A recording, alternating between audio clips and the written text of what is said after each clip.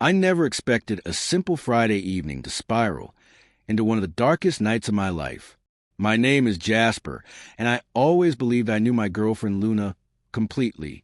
She was quirky, full of laughter, and had a smile that could brighten even the dullest room. We'd been together for 2 years, and despite the usual bumps along the way, I trusted her entirely. Or at least, I thought I did. That night, I had promised Luna I'd pick her up from a friend's party. She had been texting me intermittently, sending playful messages about dancing too much, teasing from her friends, and even mentioning a mysterious gift someone had given her. At first, I laughed it off. That was Luna, bubbly, dramatic, harmless. But as the hours ticked by, a knot began to form in my stomach. Something in her last message felt off. Don't worry, Jasper. I'll be fine. Maybe even better than fine. When I arrived at the address she sent, it was a sprawling house on the outskirts of town, with colorful lights spilling from the windows. The music thumped so strongly that I could feel it to the ground beneath my feet. I parked and stepped out, softly calling her name, expecting her to come running with that familiar grin. The porch was empty. The door creaked open as if inviting me inside. I hesitated. The living room was crowded with faces I didn't recognize. Laughter, chatter, and clinking glasses filled the air. Then I spotted her, Luna. She was tucked in a corner, but it wasn't her usual cheerful self. Her head was slightly bowed, her shoulders tense. She wasn't holding a drink or laughing. She was staring at someone, or rather, at a group of someones. I squinted to see clearly. My heart sank when I realized there were 3, maybe 4, all leaning close to her, whispering and chuckling quietly. I stepped forward, trying to tell myself I was misreading things. Maybe it was just a private conversation. But then one of them handed her a small box. Her hands trembled as she opened it. Inside was a delicate necklace, not expensive, but engraved with a name that wasn't mine. My stomach dropped. I wanted to scream, to storm over and demand an explanation, but my legs wouldn't obey. I was frozen, trapped between disbelief and the cold, undeniable truth of what I was witnessing. Then her eyes met mine, not with recognition, not with guilt, but with something chilling, a fleeting smirk. I blinked, hoping I was seeing it wrong. My mind scrambled for rationalizations. A joke, a prank, coincidence. But the way she laughed quietly, brushed her hair behind her ear, leaned into the nearest one, and whispered something that made him chuckle, it wasn't a joke. My chest tightened, my hands trembled. I had always thought Luna was honest, open, kind. She had shared everything with me, her dreams, her fears, her childhood.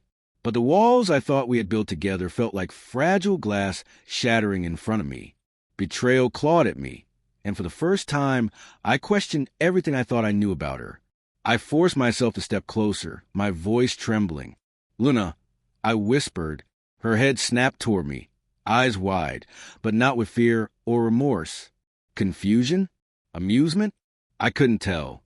She rose slowly, the necklace glinting as she tucked it into her jacket pocket.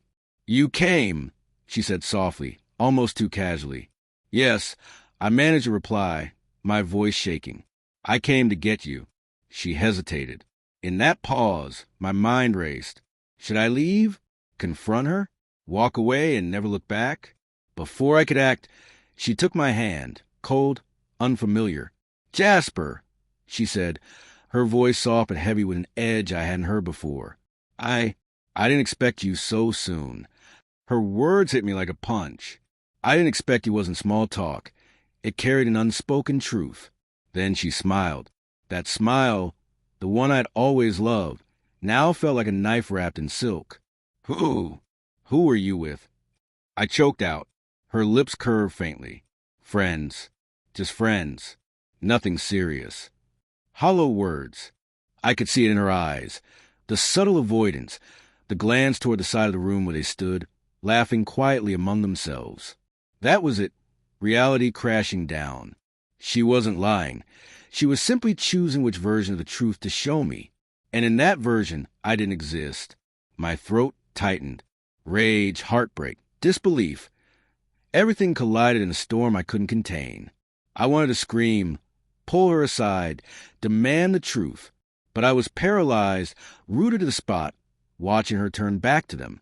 Their laughter was infectious, mocking, cutting deeper than I could have imagined. I remembered the night we met. Luna, radiant, laughing, a light in the darkness. Now, that light seemed gone, replaced by a shadow I didn't recognize. I wanted to confront her, but a terrifying thought struck me. Had I ever really known her? I swallowed hard, took a step back, and breathed deeply to steady myself. My mind was a whirlwind, but amidst the chaos, a strange clarity emerged. I realized something. I couldn't change her. I couldn't rewind the night, erase what I had seen, or force honesty where there was none. I turned to leave. She reached out, lightly grabbing my wrist. The touch was soft, almost tender, but it wasn't mine. I pulled free gently, looked her in the eyes one last time, and whispered, I hoped I was enough. Her smile faltered slightly, a flicker of something, regret, confusion, before vanishing.